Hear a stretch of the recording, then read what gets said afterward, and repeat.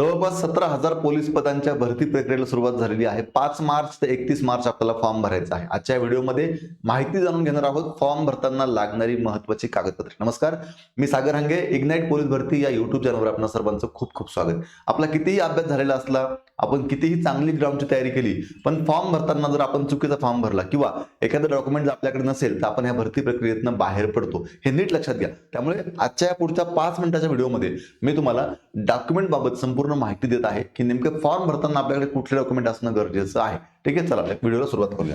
या ठिकाणी अशा प्रकारे उमेदवारांकरता सर्वसाधारण सूचना या देण्यात आलेल्या आहे. यामध्ये बघा काय म्हटलेलं आहे. यामध्ये पोलीस शिपाई चालक, बॅट्समन, सशस्त्र पोलीस शिपाई, कारागृह पोलीस शिपाई या सर्वांसाठी या सूचना आहेत. फॉर्म भरण्याची तारीख आहे 5 मार्च ते 31 मार्च, लक्षात घ्या. आणि या ठिकाणी आपल्याला पोलीस शिपाई चालक, सशस्त्र पोलीस शिपाई, बॅट्समन, कारागृह शिपाई या सर्व पदांसाठी ओपन कॅटेगरीला 450 रुपये आणि ओपन सोडून बाकी सर्व कॅटेगरीला 350 रुपये भरायचे आहेत, हे लक्षात घ्या.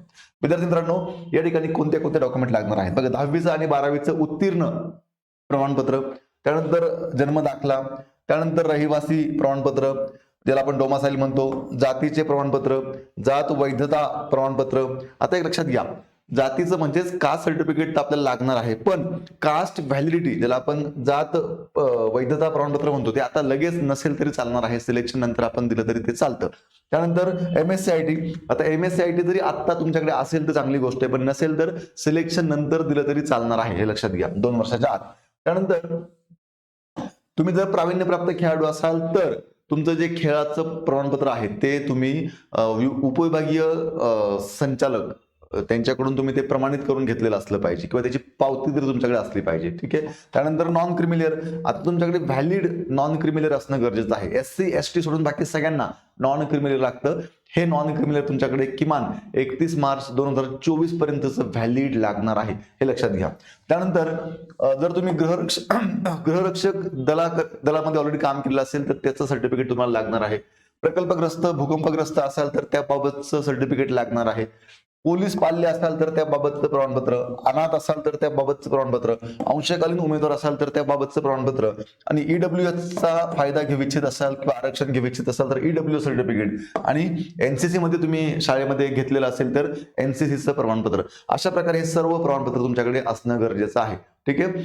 आता हे आत्ता प्रमाणपत्र तुम्हाला फॉर्म भरताना त्याची माहिती द्यावी लागते, पण जेव्हा सिलेक्शन होतं तेव्हा प्रत्यक्ष सगळे डॉक्युमेंट तुम्हाला सादर करावे लागतात. ठीक आहे. विद्यार्थी मित्रांनो, पोलीस भरतीच्या योग्य गायडन्ससाठी इग्नाइट पब्लिकेशनच्या माध्यमातून आपली ही 2 पुस्तकं आहेत. एक आहे पोलीस भरतीचा ट्रिकी ठोकळा, याचा हजारो विद्यार्थ्यांना खूप चांगला फायदा झालाय. दुसरं आहे सामान्य ज्ञानचं 1 लाइनरचं पुस्तक. हे दोन्ही पुस्तकं सध्या 50% डिस्काउंटमध्ये तुम्हाला उपलब्ध होतील.